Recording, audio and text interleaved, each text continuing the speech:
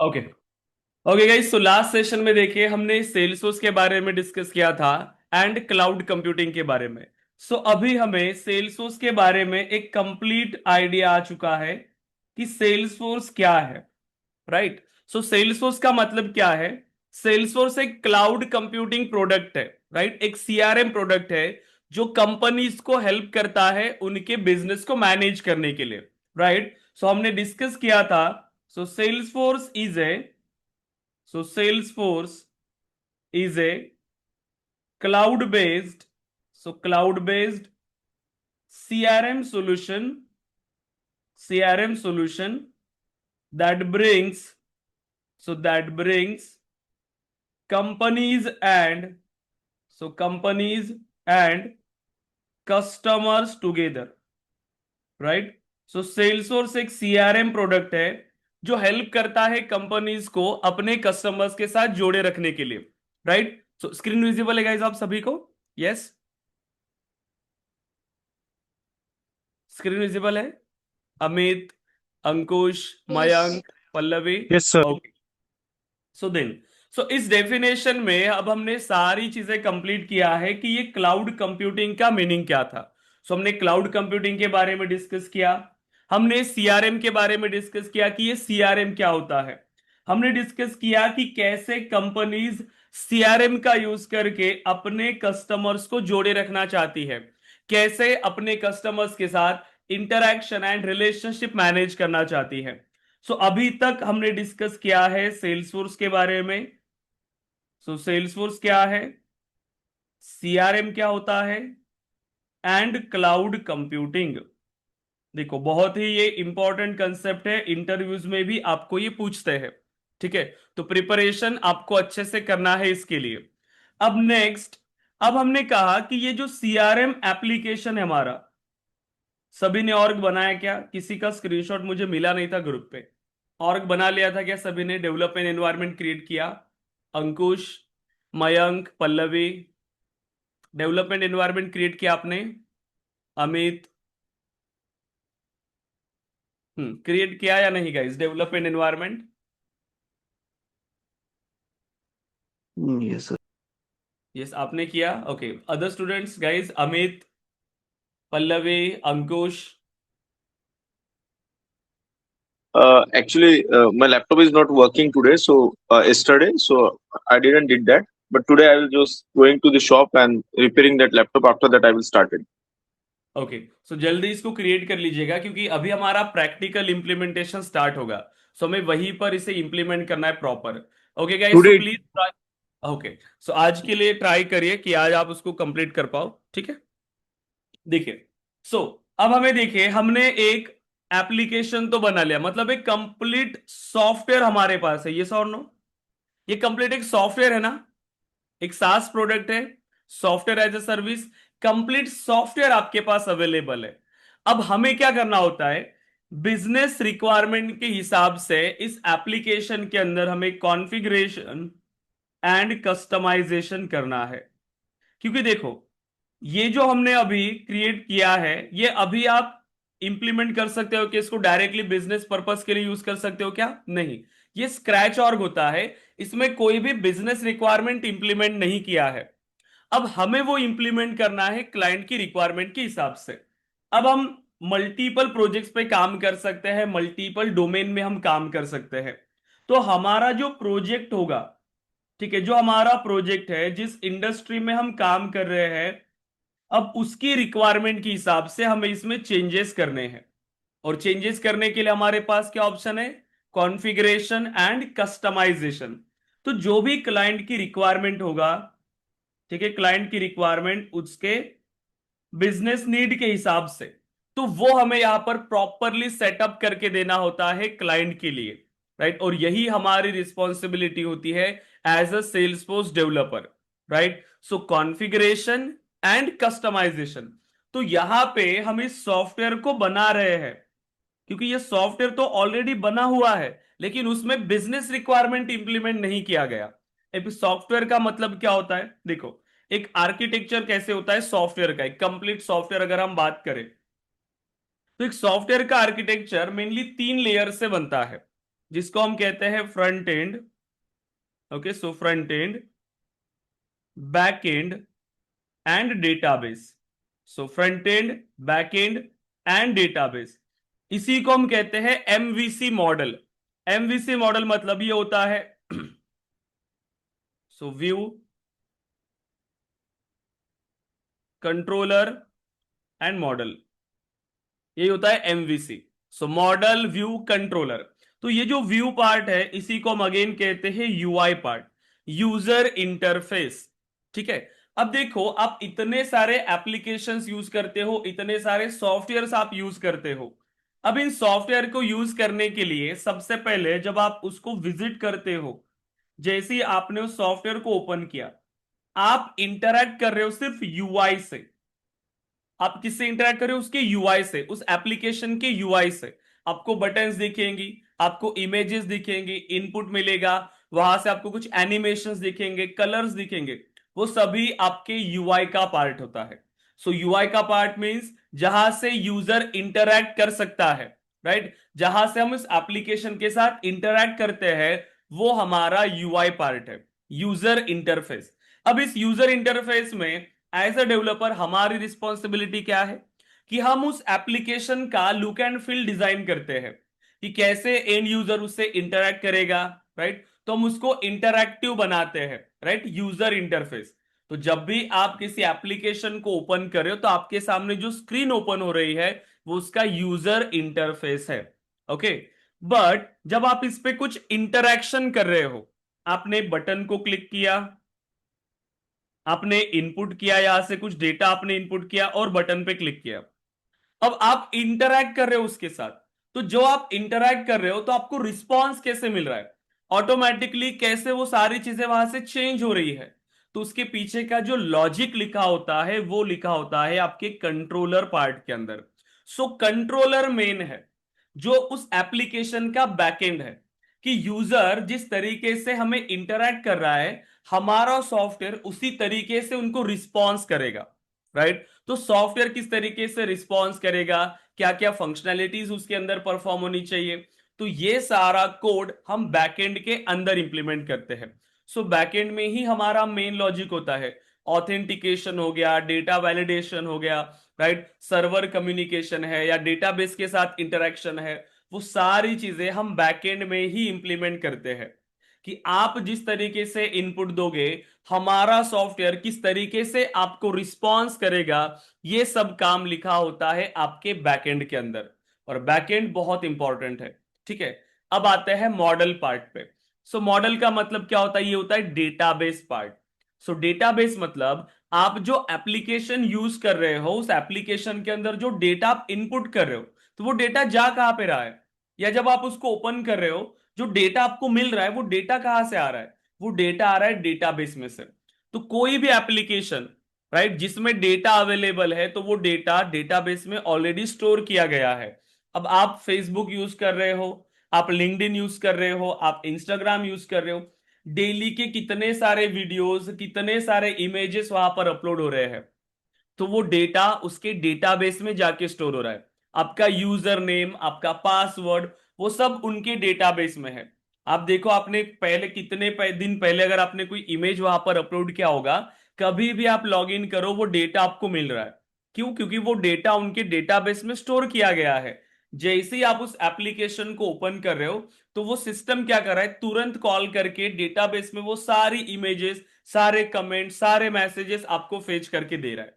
Correct? तो ये सारी चीजें लिखी होती है बैकएंड के अंदर, कि आप जिस तरीके से इंटरैक्ट करोगे वैसे ही वो एप्लीकेशन आपको रिस्पॉन्स कर रहा है।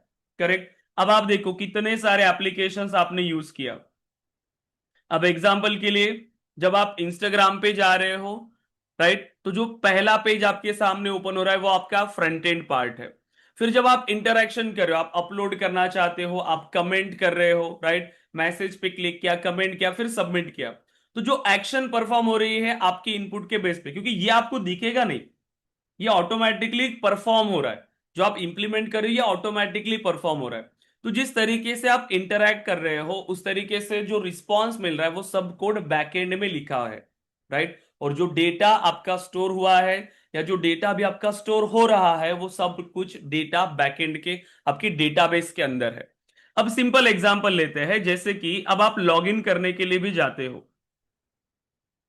तो जब आप लॉगिन करने के लिए जाएंगे सबसे पहले आपको एक लॉगिन पेज मिलता है। अब इस लॉगिन पेज में आप क्या करते हो, अपना यूजर नेम और पासवर्ड डालेंगे, राइट, और आप लॉगिन बटन पे क्लिक करते हैं। जब आप लॉगिन बटन पे क्लिक करेंगे तब ये डेटा क्या हो जाएगा, यहां पर आपका अकाउंट खुल जाएगा। बट हर बार अकाउंट खुलता है क्या? नहीं। अगर आपने यहां पर गलत पासवर्ड डाला, अगर पासवर्ड गलत है तो आप अकाउंट में लॉगिन नहीं कर पाते। तो ये सारी चीजें सिस्टम को कैसे पता चल रही है, उस एप्लीकेशन को कैसे पता चल रही है कि आपने उसमें गलत कोड डाला है, राइट? क्योंकि जब आप इनपुट कर रहे हो, कुछ इंटरैक्ट कर रहे हो सिस्टम में, वो सारी चीजें वैलिडेट हो रही है। तो ये क्या करेगा, जैसे ही आपने इनपुट किया, आपने फ्रंट एंड के साथ इंटरैक्ट किया, लेकिन लॉगिन बटन पे क्लिक करते ही बैकएंड का कोड फायर हुआ और वो अब आपको रिस्पॉन्स रिटर्न करेगा। कैसे? अगर ये जो यूजर नेम और पासवर्ड आपने डाला वो बैकएंड में जाएगा, बैकएंड उसको वैलिडेट करेगा, ठीक है, वैलिडेट करेगा कि ये करेक्ट है या नहीं।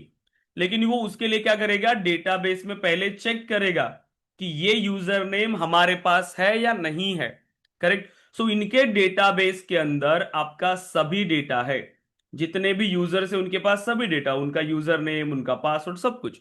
तो वो क्या करेगा, देखो आपने जो यूजर नेम यहां पर एंटर किया उसी यूजर नेम से डेटाबेस में क्वेरी करेगा, डेटा फेच करेगा, फिर यहां का पासवर्ड जो डेटाबेस में था, करेक्ट, और आपने जो पासवर्ड दिया दोनों को मैच करेगा।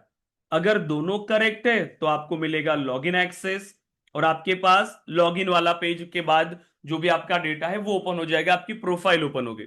बट अगर आपने वो इनकरेक्ट दिया, पासवर्ड मैच नहीं हुआ, तो ये आपको कोई और रिस्पॉन्स रिटर्न करेगा, आपको एरर मैसेज देगा।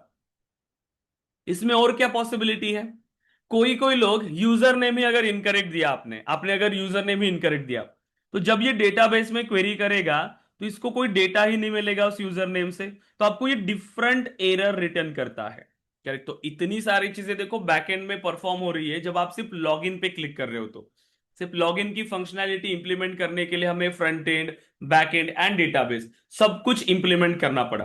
तो रियल टाइम में भी जब भी हम कोई एप्लीकेशन को डेवलप करते हैं हमें इन तीनों लेयर्स पे काम करना है, front end, back and and database. अब वैसे ही हम सेल्सफोर्स में भी एप्लीकेशन बना रहे हैं, सेल्सफोर्स भी हम ये एप्लीकेशन बना रहे हैं सेल्सफोर्स का। अब सेल्सफोर्स में भी हम इन तीनों लेयर पे काम करेंगे। देखो, अब जब आप कोई डिफरेंट टेक्नोलॉजी पे काम करते हो, ठीक है, तो उसमें आपको क्या करना पड़ता है, ये तीनों लेयर आपकी सेपरेट होती है, फिर आपको इन तीनों को कनेक्ट करना पड़ता है, आपके सॉफ्टवेयर का डेटाबेस के साथ आपको कनेक्शन करना पड़ेगा, फिर जाके आप वो डेटाबेस यूज करोगे, फ्रंट एंड का कनेक्शन बैकएंड के साथ करना पड़ेगा, तब आप उसको यूज कर सकते हो। लेकिन सेल्सफोर्स के अंदर ये तीनों चीजें ऑलरेडी बाइंड होके मिली है आपको, ये तीनों चीजें ऑलरेडी बाइंड होके मिली है, ये एक साथ मिली है, तो आपको कोई भी कनेक्शन करने की जरूरत नहीं है, ठीक है, कुछ भी आपको कनेक्शन करने की जरूरत नहीं है, आप डायरेक्टली अपना इंप्लीमेंटेशन स्टार्ट करते हैं, राइट। सो देखो, अब सेल्सफोर्स के अंदर हमें काम तो तीनों पे ही करना है, फ्रंट एंड पे भी, बैक एंड में एंड डेटाबेस। लेकिन ये तीनों चीजें ऑलरेडी इंप्लीमेंट किया गया है वहां पर, ये तीनों ऑलरेडी बनी हुई है।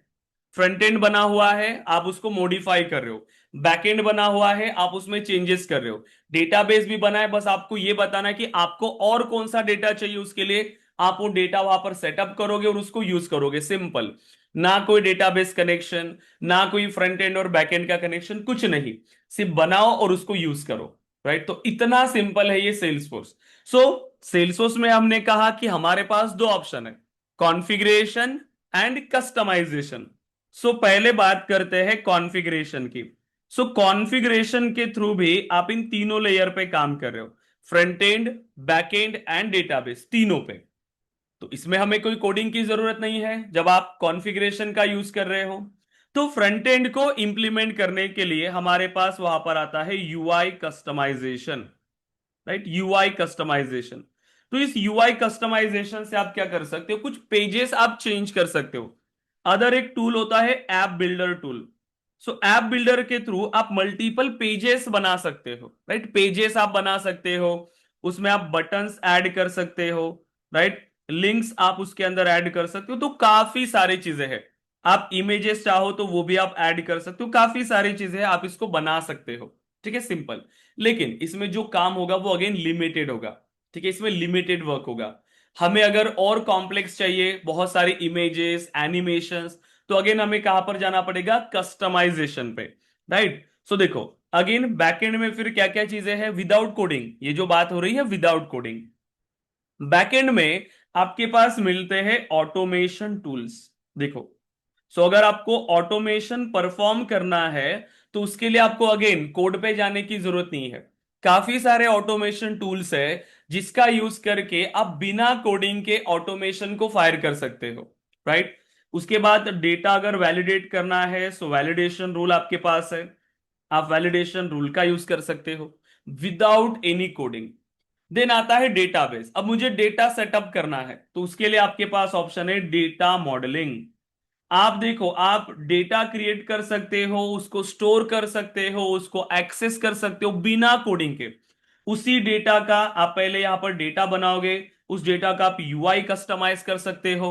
फिर उस डेटा जब क्रिएट हो रहा है तो उसके बाद आपको क्या परफॉर्म करना है, आप उसके लिए ऑटोमेशन कर सकते हो, उस डेटा को वैलिडेट कर सकते हो। तो मतलब पूरा सेटअप आपका रेडी हो सकता है। एक सॉफ्टवेयर की जो रिक्वायरमेंट होती है कि मुझे ये डेटा चाहिए, फिर उसमें ये फंक्शनैलिटी होनी चाहिए, तो वो सब आप कॉन्फ़िगरेशन के थ्रू भी कर सकते हो बिना कोडिंग के। बट इसमें जो काम होगा अगेन लिमिटेड होगा। जब हम इंडस्ट्री में काम करते हैं तो क्लाइंट की काफी ज्यादा रिक्वायरमेंट होती है जो सिर्फ कॉन्फ़िगरेशन से पॉसिबल नहीं है। अब उन्होंने कहा कि उनको एक कंप्लीटली एक नया पेज चाहिए जिसमें कुछ एनिमेशंस भी हो, राइट, एक नया पेज हो, उसमें फीडबैक वगैरह का फॉर्म हो, मल्टीपल बटन्स हो, तो डिफरेंट डिफरेंट एक्शंस वो परफॉर्म कर रहा हो। तो ये सारी चीजें अब कॉन्फ़िगरेशन से नहीं होती। तो फिर उसके लिए हमें क्या करना पड़ेगा, कस्टम कोड लिखना पड़ेगा। अगेन उसके लिए पेज बनाएंगे तो फ्रंट एंड बनाएंगे, फिर उसका बैक एंड डिजाइन करेंगे। और डेटाबेस तो हम सिर्फ ऑब्जेक्ट्स बनाते हैं और डायरेक्टली हम उसको यूज कर सकते हैं डेटाबेस को। तो सेटअप करने की कोई ऐसी नीड नहीं है आपको कि आपको कनेक्टिविटी परफॉर्म करना पड़ेगा या ऐसा कुछ नहीं, बिल्कुल सिंपल है, राइट। तो जो कंपोनेंट आप बनाते हो तो उसी के साथ उसका बैकएंड मिलता है, आपको कंट्रोलर मिलता है, सिर्फ अपेक्स कोड यूज करो, डायरेक्टली उसको यूज करो, कोई कनेक्शन नहीं, कुछ नहीं। डायरेक्टली आप एलडब्ल्यूसी से या ओरा से आप अपनी अपेक्स क्लास की मेथड को कॉल कर सकते हो डायरेक्ट, राइट। तो ये सारी चीजें यहां पर बहुत ही अच्छे से इंप्लीमेंट किया गया है जिससे आप बहुत ही इजीली इसे डेवलप कर सकते हो। सो देन अब अगर हमें कस्टमाइजेशन परफॉर्म करना है, मतलब अगर हमें कोडिंग के थ्रू इसी को इंप्लीमेंट करना है फ्रंट एंड बैक एंड या डेटाबेस, तो कैसे करोगे। सो देखो, फ्रंट एंड के लिए आपको बेसिक नॉलेज चाहिए HTML, CSS एंड जावास्क्रिप्ट, जो हम क्लास के अंदर डिस्कस करेंगे। बहुत बेसिक नॉलेज चाहिए होता है हमें इसका। फिर आता है हमारे पास aura components and lightning web components. So aura components and lightning web components ये सब भी हम डिस्कस करते हैं। इसी के थ्रू हम एक यूआई बना सकते हैं, कॉम्प्लेक्स यूआई हम बना सकते हैं। जो भी कस्टमर की रिक्वायरमेंट होगी वो सारी चीजें हम यहाँ पे इंप्लीमेंट कर सकते हैं। और ये भी सिंपल है, इजी है, क्योंकि ये फ्रेमवर्क्स है, ऑलरेडी बना बनाया कोड है, हम डायरेक्टली उसको यूज कर सकते हैं। देन आता है बैकएंड, कि जो भी आपने यूआई पर जो आप एक्शन परफॉर्म कर रहे हो, तो आपके एक्शन की बेस पे किस तरीके से वो लॉजिक परफॉर्म होगा, वो लॉजिक आपको इंप्लीमेंट करना है बैकएंड में। और बैकएंड के लिए जो हम प्रोग्रामिंग लैंग्वेज यूज करते हैं वो है अपेक्स प्रोग्रामिंग लैंग्वेज। तो सेल्सफोर्स के अंदर जो हमारे पास प्रोग्रामिंग लैंग्वेज है वो है Apex programming language, right. Then अब इसको आपको अच्छे से सीखना है, क्योंकि अगर आपने अपेक्स अच्छे से सीखा तो ही आप सेल्सफोर्स के अंदर कोड कर सकते हो, क्योंकि कंप्लीट आपका जो डेवलपमेंट पार्ट है वो सिर्फ इसी प्रोग्रामिंग लैंग्वेज पे बना है। ठीक है। देन आता है डेटाबेस। अब देखो, डेटाबेस तो ऑलरेडी सेटअप हो चुका है हमारा, कनेक्टिविटी भी करने की जरूरत नहीं है, कुछ नहीं। सिर्फ आपको क्या करना होगा, नीड क्या होगी आपकी, एक तो डेटा एक्सेस कर रहे हो या आप डेटा पे कुछ मैनिपुलेशन परफॉर्म कर रहे हो, मतलब इंसर्ट, अपडेट, डिलीट। तो ये सब करने के लिए सिर्फ आपको एक क्वेरी लैंग्वेज की जरूरत होती है। और यहां पर जो यूज होता है वो है SOQL and SOSL, Salesforce object query language, Salesforce object search language. तो इतना पार्ट बस हमें इंप्लीमेंट करना होता है एक सेल्सफोर्स डेवलपर बनने के लिए। अगर हमने अच्छे से किया तो देखो इंडस्ट्री में पैकेज किस लेवल का मिलता है सेल्सफोर्स डेवलपर्स को, राइट। तो बस इसीलिए आपको अच्छे से प्रिपेयर करना है इसको, क्योंकि मार्केट में बहुत नीड है सेल्सफोर्स डेवलपर्स की, राइट, और स्किल्ड सेल्सफोर्स डेवलपर्स की। ऐसे नहीं कि बस कुछ सीखा, बेसिक बेसिक चीजें आती है और हम अप्लाई करने जाएंगे, उससे कोई फायदा नहीं होता। स्किल्स अच्छे से इंप्रूव करना है, ज्यादा से ज्यादा हमें इस स्किल्स को अच्छे से अपने अंदर प्रैक्टिस करना होगा, तब जाके ये चीजें हमारे लिए सिंपल लगेंगी, राइट। और ट्रेनिंग में तो ये सारी चीजें हम आपके लिए कवर करते हैं, तो आपको ये सारी चीजें सिंपल ही जाएंगी, ये हमारी गारंटी है, ठीक है। अब बताओ, सॉफ्टवेयर का आर्किटेक्चर क्लियर हुआ, front end back and database clear है क्या यहां तक? Amit, Ankush, Mayank, Pallavi, yes guys? हम्म, ये क्लियर है? क्योंकि आप कोई भी टेक्नोलॉजी पे जाओगे काम करने के लिए, आपको इन तीनों लेयर पे काम करना है, front end, back and, database. अभी हम बात कर रहे हैं सेल्सफोर्स, क्योंकि डेवलपर्स कैसे होने चाहिए? डेवलपर्स ऐसा होना चाहिए कि जो कोई भी लैंग्वेज इजीली सीख सके, कोई भी टेक्नोलॉजी इजीली सीख सके।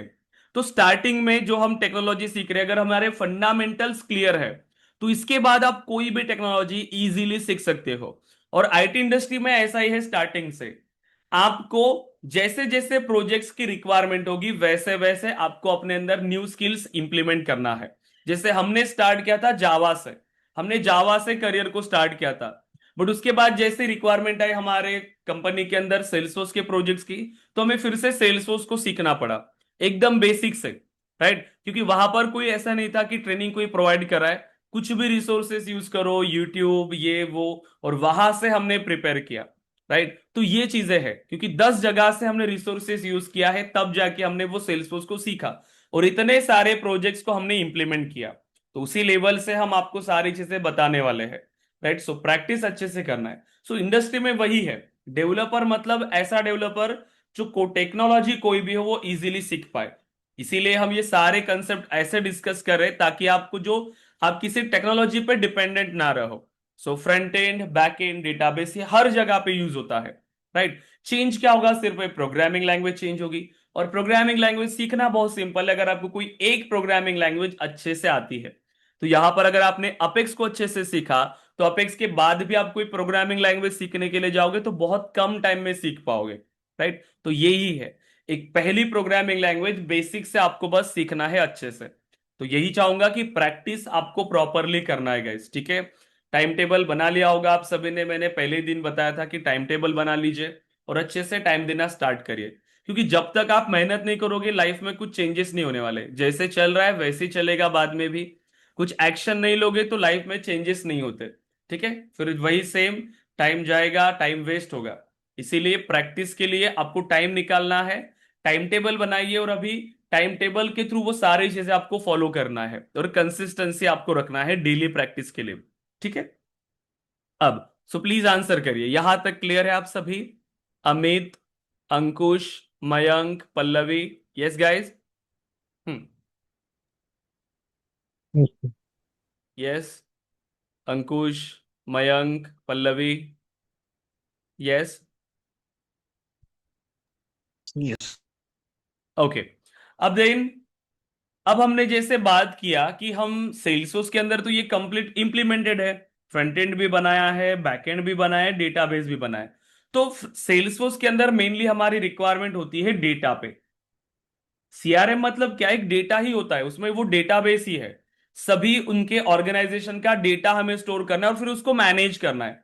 तो जितनी भी एक्शन हम यहां पर परफॉर्म कर रहे हैं, जितना भी इंप्लीमेंटेशन हम यहां पर कर रहे हैं, वो सभी डेटा के लिए ही है, इसके लिए वो डेटा के लिए ही है। तो सबसे पहले हमारे पास होना चाहिए डेटा। जब डेटा होगा, तभी तो हम वहां पर उसके लिए यूआई बनाएंगे कि इस डेटा पे क्या ऑपरेशन परफॉर्म करना है, डेटा कैसे शो करना है, डेटा कैसे इंप्लीमेंट करना है, राइट। डेटा को व्यू कैसे करना है, बस उसी के लिए होता है हमारे पास। जैसे डेटा इंसर्ट हुआ तो क्या करना है, डेटा डिलीट हुआ तो क्या करना है, डेटा अपडेट हुआ तो क्या करना है, वही सारी चीजें बस हमें इसके अंदर इंप्लीमेंट करना था, बाकी कुछ नहीं। जैसे अब रिक्वायरमेंट कैसे आती है, एक सिंपल एग्जांपल देता हूं आपको। कोई भी कंपनी क्या चाहती है, आप ऐसे देखोगे, आप उनकी वेबसाइट पे जाते हो, पता है ना, उनकी वेबसाइट पे जाते हो आप क्लाइंट की, मतलब जैसे आप एग्जांपल के लिए जियो का आपको इंटरनेट कनेक्शन लगवाना है या एयरटेल का, आपको पता है ये एड चलती रहती है इंस्टाग्राम पे, फेसबुक पे, यूट्यूब पे, ये एड्स चलती रहती है। कि वो फाइबर कनेक्शन लगवाओ, उसमें ऑफर रहते हैं कभी कभी। तो आप क्या करते हो, जब उस पर क्लिक करते हो तो आप उनकी वेबसाइट पे रिडायरेक्ट हो जाते हो, यस और नो? आप उनकी वेबसाइट पे रिडायरेक्ट होंगे। सिर्फ इसी का एग्जांपल है, आप कोई भी लो, ठीक है? जैसे प्री बुकिंग वाले बहुत सारे प्रोडक्ट्स लॉन्च होते हैं प्री बुकिंग, तो उसके लिए जब आप क्लिक करते हो आप उनकी वेबसाइट पर चले जाते हो, तो वहां पर होता है कॉन्टैक्ट फॉर्म। एक कॉन्टैक्ट फॉर्म या इंक्वायरी फॉर्म या कोई भी एक फॉर्म है सपोज करो। तो जब आप इस फॉर्म को फिल करते हो और आप इसको सबमिट करते हो, आपने इसको सबमिट किया, अब जैसे सबमिट किया तो क्या होगा, ये डेटा का क्या होना चाहिए, ये डेटा उनके सिस्टम में जाके स्टोर होना चाहिए ना, यस और नो? क्योंकि यही तो इनके लिए मेन है, यही तो उनके पोटेंशियल कस्टमर्स है, यही तो लीड है, यस और नो? तो बिजनेस रिक्वायरमेंट क्या चाहेगी कि ये डेटा उनके सीआरएम में आके स्टोर हो जाए। तो यस, ये क्लाइंट की रिक्वायरमेंट है। तो कहां पे स्टोर होना चाहिए, उसके लिए हमें पहले यहां पर क्या बनाने पड़ेंगे, ऑब्जेक्ट, मतलब डेटाबेस टेबल बनाने पड़ेंगे। तो फिर जैसे आपने क्रिएट किया वो डेटा उनके डेटाबेस टेबल में आके स्टोर हो गया। उसके बाद क्या चाहता है यूजर, कि जैसे ही यहां पर ये स्टोर हो जाएगा, ओके सॉरी गाइज अभी लाइट चली गई है, ठीक है। हम चेक करते हैं इसको अभी कितना टाइम लगेगा। तो मेरी आवाज तो आ रही है ना आपको गाइज? हेलो, हेलो गाइज मेरी आवाज आ रही है ना आपको?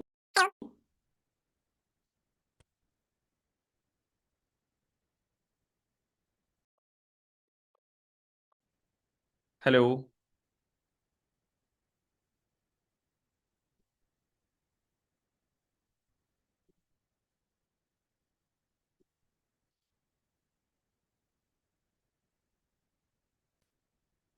अमित, अंकुश, मयंक, पल्लवी, मेरी आवाज आ रही है क्या आपको? क्योंकि लाइट चली गई है तो ये कुछ डिस्कनेक्ट हो जाते हैं। हाँ, सो मेरी आवाज आ रही है आपको?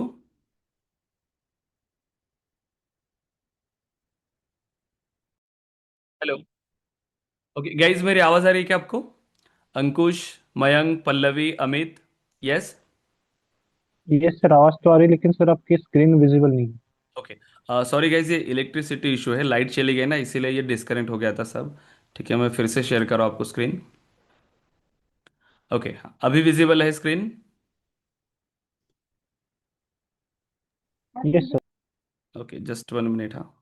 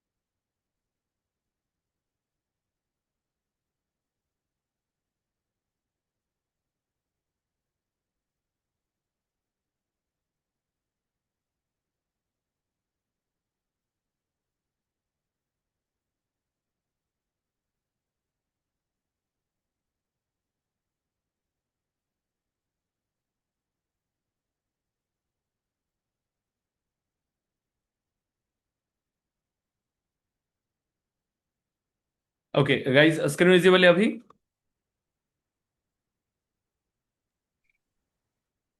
Yes sir. ओके ठीक है, मैं इसको कनेक्ट करता हूँ, एक्चुअली ये लाइट चली गई था ना तो ये सब डिस्कनेक्ट हो जाता है। सो बताइए यहां तक क्लियर है क्या? हमें front end back and database यहां तक आ जाए हम लोग? यस। अब सेल्सफोर्स के अंदर जब हम एप्लीकेशन बनाते हैं इसमें भी हमें वही सारी चीजें इंप्लीमेंट करना है। तो अब कोई भी टेक्नोलॉजी पे काम कर रहे हो तो हमें front end back and and database पे ही काम करना होता है, राइट? अब देखिए, कोई भी टेक्नोलॉजी हो उसको अच्छे से हमें सीखना होगा, तब जाके हम इसको प्रॉपरली इंप्लीमेंट करते हैं बिजनेस रिक्वायरमेंट के हिसाब से। और सेल्सफोर्स के अंदर आपको कंसेप्ट अच्छे से पता होने चाहिए, क्योंकि सेल्सफोर्स के अंदर मैक्सिमम हमारे पास जो आती है वो बिजनेस रिक्वायरमेंट होती है। कि डेटा का फ्लो कैसे होना चाहिए, किस तरीके से ये प्रोसेस होनी चाहिए, सेल्स कैसे मैनेज होनी चाहिए, इस तरीके की रिक्वायरमेंट हमारे पास आती है। अब ये जैसे कुछ कॉमन रिक्वायरमेंट है जो हर बिजनेस में होती है, जैसे लीड, जैसे ही वेबसाइट पर गया, वेबसाइट से अगर किसी ने इंक्वायरी फॉर्म फिल किया तो वो हमारे सिस्टम में डेटा आ जाना चाहिए, हमारे सिस्टम में वो डेटा आ जाना चाहिए। तो डेटा आ गया ऑब्जेक्ट के अंदर, यहां पे डेटा आ रहा है। डेटा क्रिएट कहां पे हुआ, वेबसाइट पे, और वहां से वो डेटा कहां पे आ रहा है, हमारे सॉफ्टवेयर के अंदर, हमारे सीआरएम के अंदर, राइट। उसके बाद फिर क्लाइंट की रिक्वायरमेंट क्या है, वो चाहिए, चाहेगा कि ऑटोमेटिकली वो जो लीड है, उन्होंने जो ईमेल दिया है उसको एक ईमेल चला जाए, ऑटो रिस्पॉन्स वाला एक ईमेल चला जाए कि यस आपकी इंक्वायरी हमारे पास है। जो हमारे सेल्स एग्जीक्यूटिव है वो 24 आवर्स के अंदर आपको कांटेक्ट करेंगे और आपको प्रोडक्ट की सभी इंफॉर्मेशन देंगे, ऐसा एक ईमेल उनके पास जाना चाहिए। अब कौन कॉल करेगा फिर इसे, तो ये जो लीड आई है इस लीड को हमें असाइन करना पड़ेगा, सेल्स एग्जीक्यूटिव को असाइन करेंगे। फिर उसके बाद सेल्स एग्जीक्यूटिव ने क्या क्या एक्शन परफॉर्म करना है उसके लिए टास्क असाइन करेंगे। तो ये सारी चीजें, तो ये क्लाइंट किस तरीके से चाहता है कि उनका बिजनेस प्रोसेस वर्क करे, तो यही हमें इंप्लीमेंट करके देना होता है कि कैसे ये लीड यहां पर आएगा, कैसे ये ईमेल यहां से जाएगा, कैसे ये असाइन होगा, कैसे उनको टास्क जाएगी, फिर क्या क्या चीजें उनको फॉलो करना है वो हमें बताएंगे और हम उसको इंप्लीमेंट करेंगे। और ये इंप्लीमेंट करना बहुत सिंपल है सेल्सफोर्स के अंदर। अगर वही रिक्वायरमेंट अगर आप स्क्रैच से इंप्लीमेंट करने जाओगे, यही इतना ही अगर रिक्वायरमेंट, तो बहुत ज्यादा टाइम लगेगा। लेकिन सेल्सफोर्स के अंदर ये पूरा इंप्लीमेंट करना ना 10 मिनट का काम है, ओनली 10 मिनट्स। कि लीड आ रही है, लीड से हमने ईमेल का ऑटो रिस्पॉन्स दिया और लीड को असाइन किया, 10 मिनट्स का काम है, ठीक है। इतना सिंपल है ये।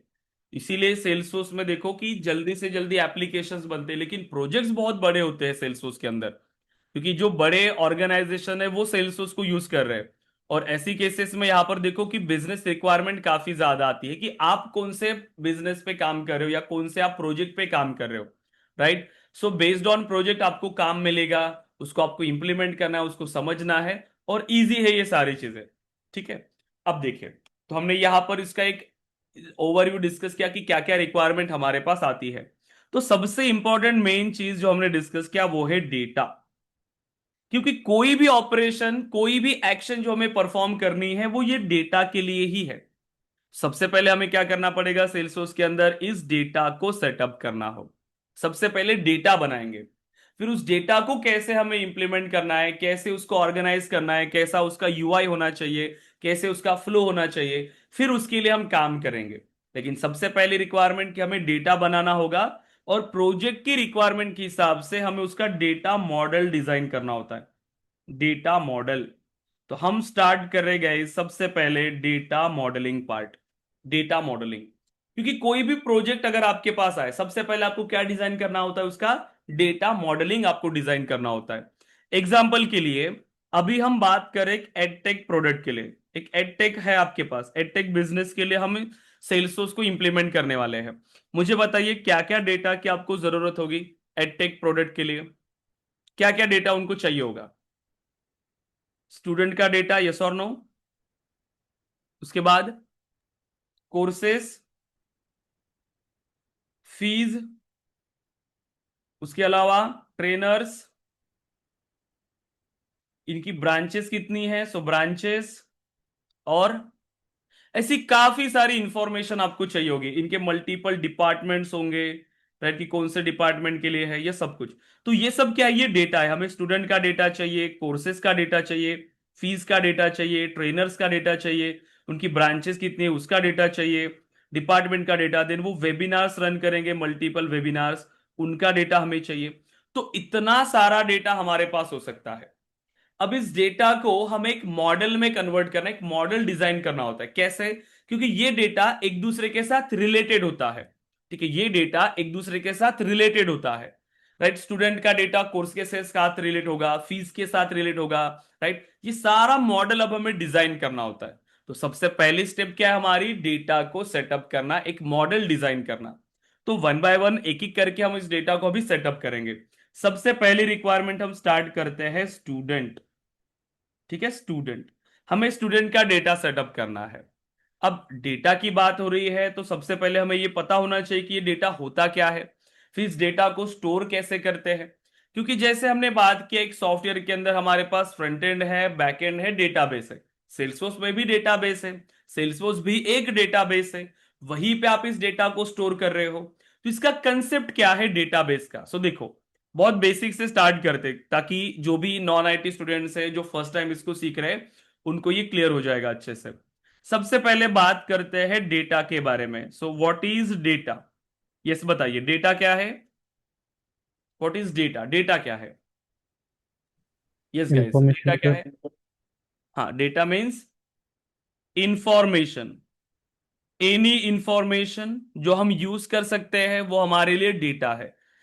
पेन एक डेटा है, नेम एक डेटा है, ऑडियो एक डेटा है। कोई ऑडियो हो सकता है, कोई वीडियो हो सकता है। तो कोई भी नंबर हो, चाहे स्ट्रिंग हो, चाहे ऑडियो हो, चाहे वीडियो हो, चाहे इमेज हो, ये हमारे लिए डेटा है। करेक्ट? ये हमारे लिए क्या है? डेटा। ओके। अब इस डेटा को स्टोर क्यों करते हैं हम लोग? डेटा को स्टोर क्यों करते हैं? क्या रीजन है डेटा को स्टोर करने का? बताइए, क्या रीजन है डेटा को स्टोर करने का? यस, अमित, अंकुश, मयंक, पल्लवी। हम डेटा को क्यों स्टोर करते हैं? ताकि हम उस डेटा से कुछ फ्यूचर में यूज कर पाए। इस डेटा का हम फ्यूचर में यूज कर पाए, इस डेटा से कुछ एनालिसिस कर पाए, इस डेटा से कुछ डिसीजंस ले पाए। इसीलिए बिजनेसेस में डेटा सब कुछ होता है। अभी देखो, डेटा बहुत इंपॉर्टेंट है, राइट? तो इसीलिए उनका डेटा प्रॉपरली स्टोर करना है हमें। तो डेटा बहुत जरूरी है। अब इस डेटा को स्टोर कहां पे करते हैं? बताइए, कहां पे स्टोर करते हैं हम लोग इस डेटा को? डेटाबेस। ओके, क्या मीनिंग होता है गाइस डेटाबेस का? What is database? डेटाबेस क्या है? Organised collection of data. Organised collection of organised collection of data. तो सेल्स, अभी डेटाबेस के अंदर हमें डेटा को सेटअप करना है। तो डेटाबेस का ऑर्गेनाइज्ड वे है। क्योंकि अगर आपने डेटा को ऑर्गेनाइज नहीं रखा तो वो डेटा आप एक्सेस नहीं कर सकते हो प्रॉपरली। आप उसको मैनेज नहीं कर सकते हो, आप उसको एक्सेस नहीं कर पाओगे। तो डेटा प्रॉपरली ऑर्गेनाइज करके रखना बहुत जरूरी है। ये डेटा डेटाबेस में ऑर्गेनाइज हो रहा है प्रॉपर टेबल्स के फॉर्म में। ठीक है, टेबल्स के फॉर्म में। तो डेटाबेस को इसीलिए हम अगेन ये भी कहते हैं collection of tables. Collection of tables. So database में जो डेटा स्टोर होता है वो टेबल्स के फॉर्म में होता है, राइट? सो एक टेबल का मीनिंग क्या है देन? अब टेबल कैसे बनता है? देखो, rows and columns. So rows and columns, simple. एक डेटाबेस टेबल कैसे होता है? देखो, ये एक टेबल है, ये एक टेबल है। इस तरीके से ये टेबल्स होते हैं, database tables, right? So name, phone, email, right? So address, then course. इस तरीके से आपका डेटा स्टोर होता है डेटाबेस के अंदर। और यहां पर अब हम रिकॉर्ड बनाएंगे, राइट? जितने आपके पास डेटा है उसके लिए हम रिकॉर्ड्स क्रिएट करते हैं। तो जैसे राज, राज का फोन नंबर, उसका ईमेल एड्रेस, उसका एड्रेस, उसका कोर्स। तो ऐसे हम यहां पर क्या करेंगे? रिकॉर्ड्स बनाएंगे। तो इसका मीनिंग क्या होता है? तो ये जो है ये हो गया आपका टेबल। इसको हम नाम दे सकते हैं student table. So student table.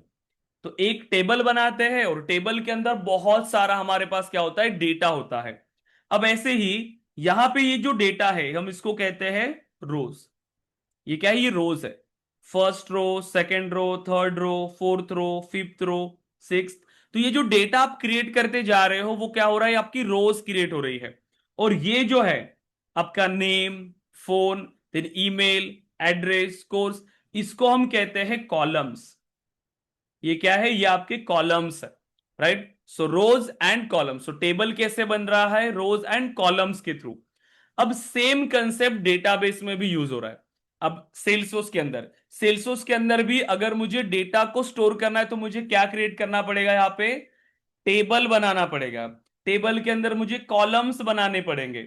और कॉलम्स में जब आप डेटा दोगे तब आपका क्रिएट होगा एक रिकॉर्ड, मतलब एक रो क्रिएट होगी। देखो, सभी फील्ड में, सभी कॉलम्स के अंदर जब मैं वैल्यू दे रहा हूं तब मेरा एक रो क्रिएट हो रहा है, करेक्ट? तो सेम कंसेप्ट आपका सेल्सफोर्स में भी यूज होता है।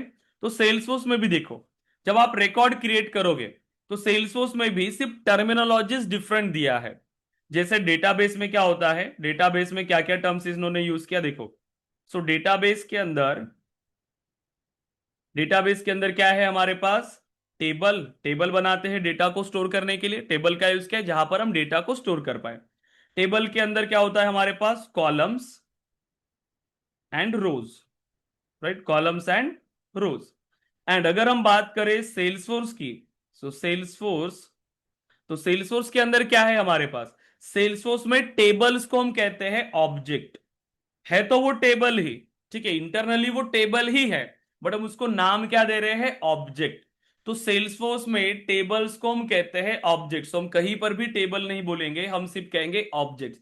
सो डेटा को स्टोर करने के लिए हमें ऑब्जेक्ट बनाने पड़ेंगे। उस ऑब्जेक्ट में अगर आपको डेटा चाहिए तो डेटाबेस में हमें क्या बनाने पड़ते हैं, टेबल्स के अंदर कॉलम्स।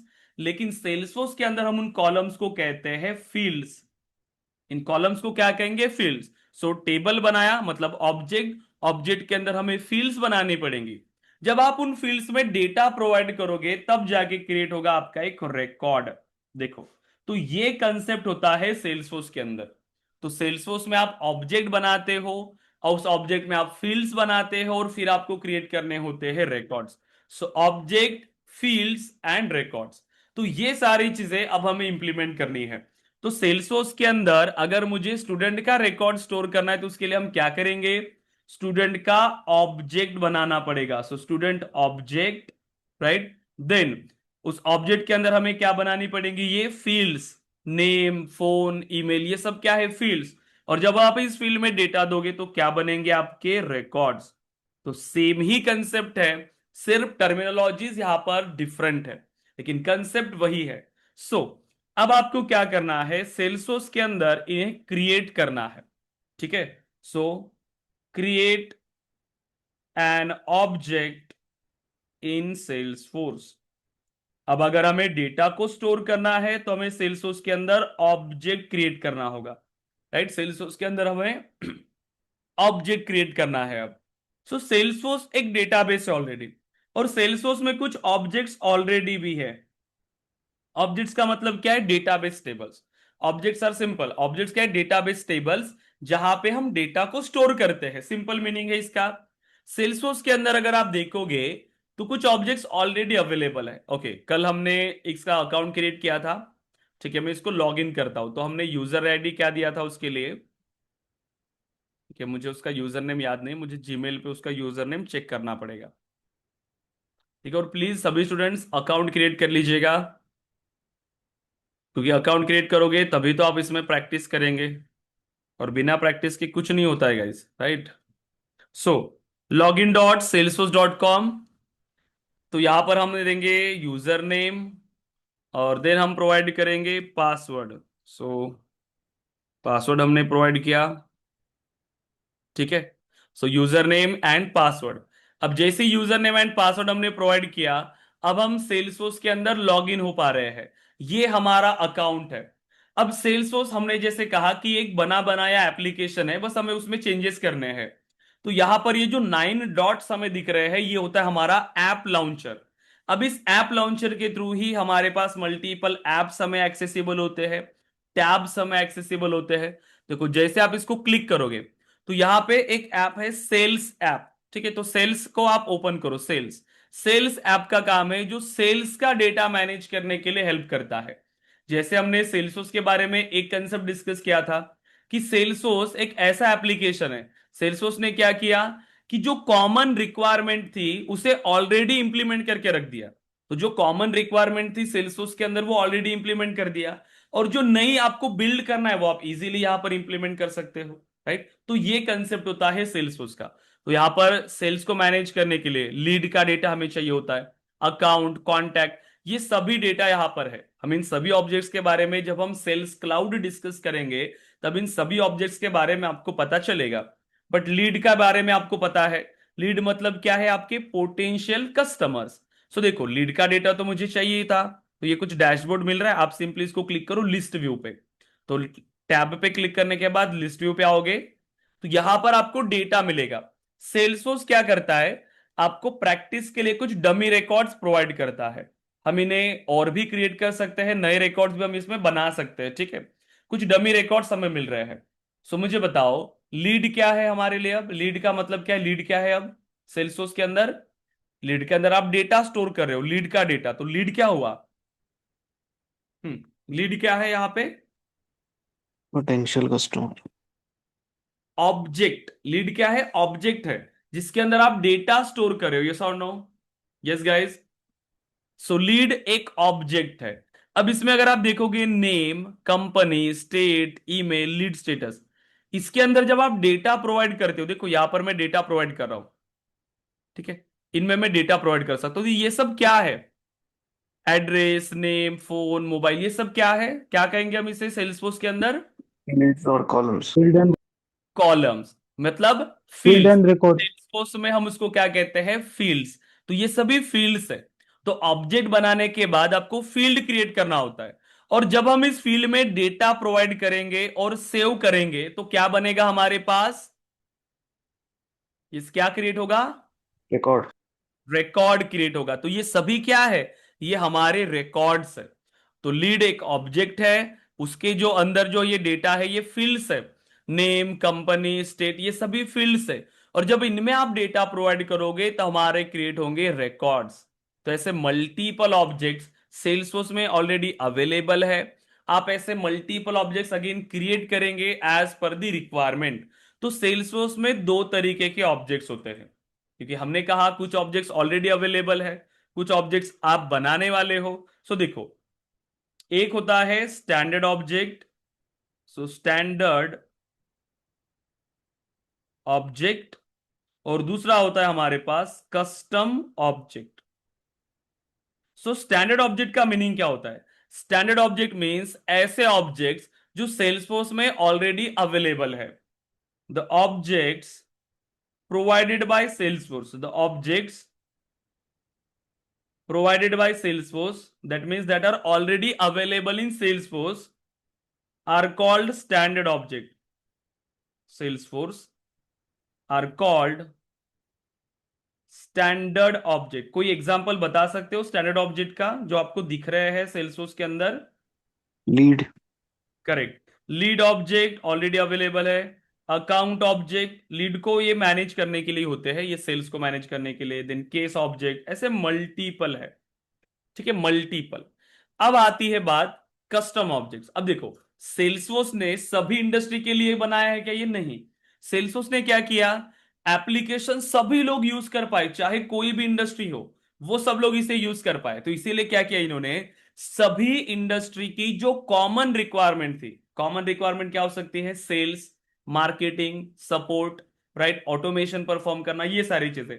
तो जो कॉमन नीड थी वो ऑलरेडी इंप्लीमेंट करके रख दिया। सेल्स का डेटा स्टोर करने के लिए, या मार्केटिंग का डेटा स्टोर करने के लिए, या सपोर्ट का डेटा स्टोर करने के लिए, उसके लिए यहां पर आपके पास ये ऑप्शंस है। लेकिन जब आप किसी स्पेसिफिक इंडस्ट्री के लिए इसको बनाओगे, जैसे एडटेक के लिए या हेल्थ केयर के लिए, या ऐसे किसी भी बिजनेस के लिए, तो उनके बिजनेस स्पेसिफिक ऑब्जेक्ट्स यहां पर नहीं है, वो आपको बनाने पड़ेंगे। अब क्लाइंट की रिक्वायरमेंट लेना पड़ेगा कि उनको क्या क्या डेटा चाहिए, किस तरीके से उनको इंप्लीमेंट करना है, और फिर वो ऑब्जेक्ट्स आप उनकी रिक्वायरमेंट के हिसाब से यहां पर बनाने वाले हो। और उन ऑब्जेक्ट्स को हम कहेंगे कस्टम ऑब्जेक्ट्स। सो जो ऑब्जेक्ट्स हम बनाने वाले हैं उन्हें हम कहते हैं कस्टम ऑब्जेक्ट्स। सो क्या कहेंगे? The objects created by developers, created by developers, जो हम बनाते हैं उन ऑब्जेक्ट्स को हम कहते हैं custom objects, are called custom object. So custom object. अभी देखो, अभी हम एडटेक के लिए बना रहे हैं, तो जितनी भी रिक्वायरमेंट होगी, जैसे स्टूडेंट ऑब्जेक्ट का, या कोर्स ऑब्जेक्ट, राइट, या डिपार्टमेंट ऑब्जेक्ट, ये सभी कस्टम ऑब्जेक्ट्स है। जो भी हम बनाएंगे वो सब हमारे कस्टम ऑब्जेक्ट्स होंगे, राइट। तो ये ऑब्जेक्ट्स अब हमें क्रिएट करना है, राइट। सो कस्टम ऑब्जेक्ट्स अब हम क्रिएट करेंगे। कि कस्टम ऑब्जेक्ट्स का यूज क्या है? सो क्रिएटिंग कस्टम ऑब्जेक्ट्स। तो ये प्रैक्टिकल इंप्लीमेंटेशन अब हम कल से स्टार्ट करेंगे कि कैसे हम यहां पर कस्टम ऑब्जेक्ट्स बना सकते हैं। तो हमें मल्टीपल ऑब्जेक्ट्स बनाने हैं, उसके अंदर फिर हम फील्ड्स बनाएंगे और रिकॉर्ड क्रिएट करेंगे। तो जैसे अभी आपने अभी तक ऑर्ग नहीं बनाया है, तो पहला काम है आपका कि आप एक ऑर्ग बना लो। ठीक है, आज आपका एक नया ग्रुप बनेगा, ठीक है, जिसके अंदर आपका डेली जो टास्क मिलेगा, ठीक है, आज जो स्क्रीनशॉट शेयर करोगे आपको ऑर्ग का शेयर करना है। कल फिर हम ऑब्जेक्ट्स बनाएंगे, फील्ड्स बनाएंगे, फिर उनका स्क्रीनशॉट भी आपको ग्रुप के अंदर शेयर करना है। अब डेली का यही काम होगा, जो भी हम क्लास के अंदर इंप्लीमेंट कर रहे हैं वो एज इट इज आपको अपने ऑर्ग में इंप्लीमेंट करना है। तो मतलब प्रैक्टिस हो जाएगी आपकी, और थ्योरी पढ़ना है अच्छे से, और ये डेली प्रैक्टिस करते हुए चलना है अभी आपको। ठीक है, सो देखो गाइज, अगर हमें जॉब चाहिए, क्योंकि सभी ने इसी एम से ज्वाइन करना है क्लास, कि आपको एक जॉब चाहिए अच्छे से, वो स्किल्स आपके पास होनी चाहिए। इसके लिए आपको मेहनत करना पड़ेगा, प्रिपेयर करना पड़ेगा।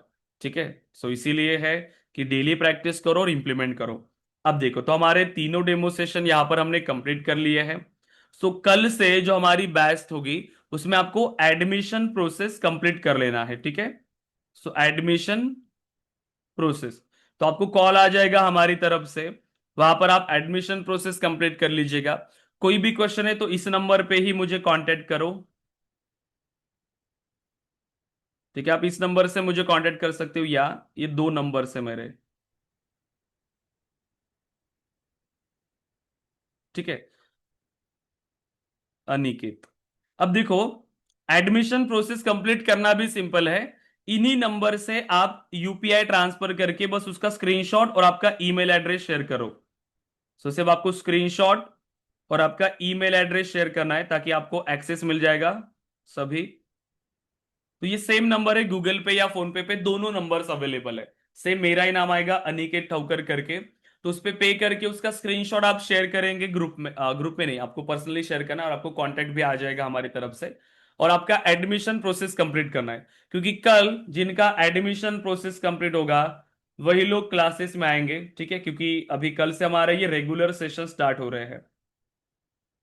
ठीक है, कल से रेगुलर सेशन स्टार्ट हो रहे हैं, तो इसीलिए आप अपना एडमिशन प्रोसेस कंप्लीट करिए, और कल से फिर सेशंस को रेगुलर हम करेंगे।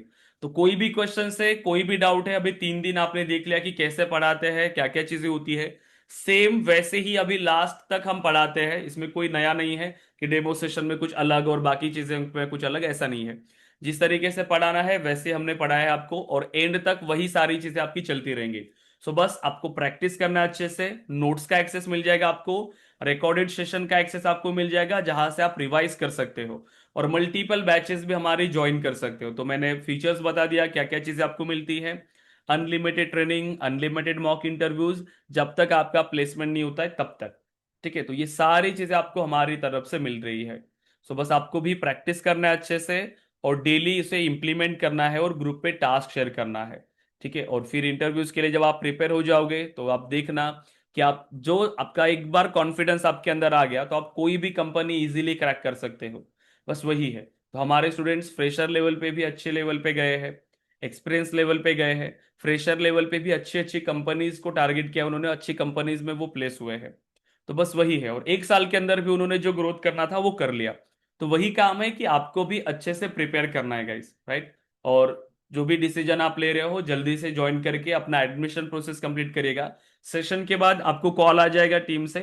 ठीक है, और इस पे आपको एडमिशन प्रोसेस कंप्लीट करना है। इसका इस नंबर सेव कर लीजिए मेरा, कोई भी ये फर्स्ट नंबर, और इस पे यूपीआई करके स्क्रीनशॉट आप शेयर कर सकते हो। क्लियर है गाइज? अमित, मयंक, पल्लवी, बताइए कोई क्वेश्चन है आपके ट्रेनिंग से रिलेटेड, या कोई भी पेमेंट से रिलेटेड, कोई भी। क्योंकि अभी आपको ऑप्शन कैसे दिया हुआ है कि वन टाइम आपको फीस पे करने की जरूरत नहीं है, 20,000 फीस है, बट आप इंस्टॉलमेंट में पे कर सकते हो। सो 5,000 फॉर 4 मंथ्स। तो हर मंथ में आप 5,000 पे करके 20,000 फीस आप कंप्लीट कर सकते हो, तो आपके लिए और इजी हो जाएगा। क्योंकि ये ऑप्शन हमने इसीलिए दिखाया है, क्योंकि मार्केट में बहुत ज्यादा फीस है किसी भी कोर्स को करने के लिए, और हमने इसी एम से इसको स्टार्ट किया था कि हम कम फीस में स्टूडेंट को वो क्वालिटी ट्रेनिंग प्रोवाइड करें, और हम इसी एम से ये क्लासेस कंटिन्यू कर रहे हैं। ठीक है, तो जो कंटेंट आपको बाहर 40-50 हजार में भी नहीं मिलता, वो हम यहाँ पर प्रोवाइड करते हैं। तो इस ट्रेनिंग को ज्वाइन करने के बाद आपको एक्स्ट्रा कोई भी कोर्स लगाने की जरूरत नहीं पड़ती है सेल्सफोर्स के लिए। ठीक है, तो सभी मॉड्यूल हम यहाँ पर कवर करते हैं प्रॉपरली, जीरो से एडवांस तक। क्लियर है गाइस यहां तक? यस, अमित, मयंक, पल्लवी, यस, कोई क्वेश्चन है आपके, बताइए। हम्म, यस सर। हाँ, yes Amit. Sir after this course, जैसे कि सर हमने ये वाला कोर्स पूरा अगर कर लिया कंप्लीट, तो सर हमें मतलब फ्रेशर लेवल पे मतलब जॉब मिलेगा या फिर एक्सपीरियंस का, जैसे कि देखो, एक दो साल के हिसाब से? आप देखो, आपके पास दोनों ऑप्शंस है। फ्रेशर लेवल पे तो जॉब आपको कभी भी मिलता है, कभी भी, फ्रेशर लेवल पे। अब एक्सपीरियंस लेवल पे कौन जाते हैं? देखो, एक्सपीरियंस लेवल पे जिनको कुछ एक्सपीरियंस है, अनदर फील्ड का हो सकता है या आईटी में ही दूसरी टेक्नोलॉजी का, वो जाते हैं। या फिर जिन्होंने प्रिपरेशन बहुत अच्छा किया है, जिनका प्रिपरेशन काफी अच्छा है, और वो जल्दी से जाते हैं कि उनको एक अच्छी जॉब मिले, ज्यादा पैकेज चाहिए, तो वो एक्सपीरियंस लेवल पे जाते हैं। लेकिन ये डिपेंड करता है कंप्लीट आपके प्रिपरेशन पे कि आपका प्रिपरेशन कैसे हुआ है। तो देखो, बहुत सारे लोग फ्रेशर लेवल पे भी गए हैं, एक्सपीरियंस लेवल पे भी। फ्रेशर लेवल पे जो पैकेज मिलता है वो 3 to 4 LPA। एक्सपीरियंस लेवल पे जो स्टार्ट होता है 7 LPA से, और इसकी कोई लिमिट नहीं है अब। हमारे पास मैक्सिमम 18 LPA तक का पैकेज गया है एक्सपीरियंस लेवल पे, 2 साल का एक्सपीरियंस पे। ठीक है। बट ये मेन है कि आपके पास वो स्किल्स होनी चाहिए सबसे पहले, ताकि आप इंडस्ट्री के लिए रेडी होने चाहिए। ऐसा नहीं कि बस एक्सपीरियंस लेके गए, इंटरव्यू तो क्लियर हो जाएगा, बट प्रॉब्लम होगी वहां पर काम करने के लिए। क्योंकि कंपनी अगर आपको एक्सपीरियंस लेवल पे हायर कर रही है, तो उनको रिक्वायरमेंट एक्सपीरियंस लेवल की ही है। तो आपको काम उसी लेवल का मिलेगा वहां पे, फिर आप वो रेडी होने चाहिए उस लेवल का काम करने के लिए। इसीलिए अगर आपने प्रिपरेशन अच्छे से किया, तो इजीली आप 2 साल तक के लोगों का इंटरव्यू क्लियर कर सकते हो, और प्लस काम भी कर सकते हो, जो हमने ट्रेनिंग में डिस्कस किया उतना अगर आपने अच्छे से किया तो। अदरवाइज फ्रेशर लेवल पे तो कभी भी अपॉर्चुनिटीज है, तो फ्रेशर लेवल पे आप जा सकते हो। तो हमारे पास दोनों ऑप्शन है। अभी डिपेंड करता है कि आपको किस लेवल से जाना है। फ्रेशर लेवल पे भी आप अच्छे जा सकते हो, एक्सपीरियंस लेवल पे भी, कि जिनका करियर गैप होता है, एज ज्यादा होती है, उनको जल्दी चाहिए होता है, तब वो एक्सपीरियंस लेवल के लिए प्रिपेयर करते हैं। तो आप सोचो कि आपको कैसे जाना है। अगर आप रिसेंट ग्रेजुएट्स हो, तो आपको फ्रेशर लेवल पे ही जाना चाहिए, या 1-2 साल का गैप है, या 2-3 साल का, या कितना भी गैप हो, आप फ्रेशर लेवल पे हमेशा जा ही सकते हो, कोई दिक्कत नहीं है फ्रेशर लेवल पे जाने के लिए। ठीक है। ये कंप्लीटली चॉइस पे डिपेंड करता है कि हमें कैसे जाना है, या आपका प्रिपरेशन कैसे हुआ है। कुछ लोगों को जल्दी होती है, उनको चाहिए कि जल्दी हमें ज्यादा पैकेज चाहिए, तो वो प्रिपरेशन करते हैं थोड़ा अच्छे से। ठीक है, वो रेडी रहते हैं, मतलब उस सिचुएशन को फेस करने के लिए। राइट, तो वो चीज है, आपके पास वो स्किल्स होनी चाहिए अच्छे से। क्लियर है अमित? तो हाँ सर, वो जैसे कि इसका अगर हमको प्रिपरेशन वगैरह है करना, तो सर उसके लिए भी आप थोड़ा सा हमें मतलब एक्सपीरियंस लेवल पे ना, यस गाइड यस। कर सर? हाँ हाँ, ये पूरा हम गाइड करते कि इसको कैसे प्रिपेयर करना है, किस तरीके से इंप्लीमेंट करना है। हम कंप्लीटली जो इंडस्ट्री लेवल में जो सारी चीजें होती है, वही हम आपको यहाँ पर कवर करा के देते हैं, ताकि आपको कोई भी प्रॉब्लम नहीं जाएगा इंडस्ट्री के अंदर। क्योंकि हमारे पास, मुझे जैसे कॉल आते स्टूडेंट के, अभी जस्ट 2 दिन पहले मुझे मेरे स्टूडेंट का कॉल आया, जो परसिस्टेंट में है अभी। ठीक है। और इतने अच्छे लेवल पे अब वो काम कर पा रहे हैं, मतलब जो अप्रिसिएशन उनको मिला है उसमें काम करने के लिए, इसीलिए उन्होंने कॉल किया था कि सर आज हम इस लेवल पे काम कर पा रहे हैं कि हमें प्रोजेक्ट पे वो अप्रिसिएशन मिल रहा है, कंपनी के अंदर वो अप्रिसिएशन हमें मिल रहा है। राइट, तो वो चीजें हैं, वो कॉन्फिडेंस आता है गाइस जब आप अच्छे से स्किल्स को इंप्रूव करते हो तो ऐसी चीजें हैं। प्रैक्टिस करना पड़ेगा इजीली। मैं तो हर इसमें गाइड करता हूं आपको। इंडस्ट्री में जाने के बाद आपको ऐसा भी नहीं है कि आप इंडस्ट्री में चले जाओगे और हमारा कनेक्शन बंद है, नहीं। आप मुझे कभी भी कांटेक्ट कर सकते हो, मैं ऑलवेज अवेलेबल रहता हूँ। मेरे स्टूडेंट्स इंडस्ट्री में जाने के बाद भी, कोई स्टूडेंट क्लासेस भी कंटिन्यू करते हैं, क्योंकि क्या होता है कभी कभार, जैसे एडमिन पे काम आ गया, ज्यादा डेवलपमेंट पे काम आ गया, एलडब्ल्यूसी पे काम ही नहीं मिला, तो बहुत सारे दिन अगर एलडब्ल्यूसी पे काम नहीं किया, तो वो कैसे ये भूलने लगते हैं, तो वो उसको रिकॉल करने के लिए भी बैचेस ज्वाइन करते हैं। मैं हमेशा रेडी रहता हूँ, वो क्लासेस हमेशा ओपन है, आप कभी भी ज्वाइन कर सकते हो, तो वो चीजें हैं। तो मैं हमेशा आपके साथ हूँ, बस आपको प्रैक्टिस करना है, और आप अपने करियर के लिए सीरियस होने चाहिए। ठीक है। तो आपको चेंजेस चाहिए, आपको मेहनत करना पड़ेगा, वही सारी चीजें हैं गाइस। ऐसा नहीं बाकी इंस्टीट्यूट्स की तरह कि मैं आपको फेक प्रोमिस करूंगा, और उसके बाद फिर मैं कॉल भी नहीं उठाऊं। ये चीजें होती है बाहर, तो वो हम नहीं चाहते। जो रियलिटी है, मैं वो आपको बोल रहा हूँ कि अगर आपके पास वो स्किल्स है, तो आप कभी जॉबलेस नहीं रहोगे। ठीक है। बस मेहनत करना पड़ता है, और हमेशा आपको प्रैक्टिस करते रहना होगा इसके लिए। क्लियर है अमित? यस हम्म। सर, इसमें सर कम्युनिकेशन मतलब मैटर करता है सर? देखो, कम्युनिकेशन कंप्यूटर कैसा है, स्किल। मेन है स्किल्स। कम्युनिकेशन सेकेंडरी है, प्राइमरी है आपकी स्किल्स। कोई भी कंपनी सिर्फ ओके। आपकी कम्युनिकेशन के बेस पे हायर नहीं कर रही है। कम्युनिकेशन इतना ही जरूरी है जितना आप कम्युनिकेट कर पा रहे हो अभी। इंटरव्यूज में आप आंसर करोगे तो आप प्रिपेयर करके जाओगे ही, थ्योरी आप रीड करोगे तो आंसर इजीली कर पाओगे। फिर जब आप उस सराउंडिंग में जाते हो तो धीरे धीरे वो इंप्रूवमेंट आती है। ठीक है, तो ऐसा जरूरी नहीं कि कंपनी पहले ही आपको दिख रही है कि किसकी कम्युनिकेशन स्किल्स कैसी है। आप आंसर कर पा रहे हो इंटरव्यूज में, बोल पा रहे हो, बस सफिशिएंट है। बस टेक्निकल स्किल्स सबसे इंपॉर्टेंट है। विदाउट टेक्निकल स्किल्स किसी को हायर नहीं किया जाता।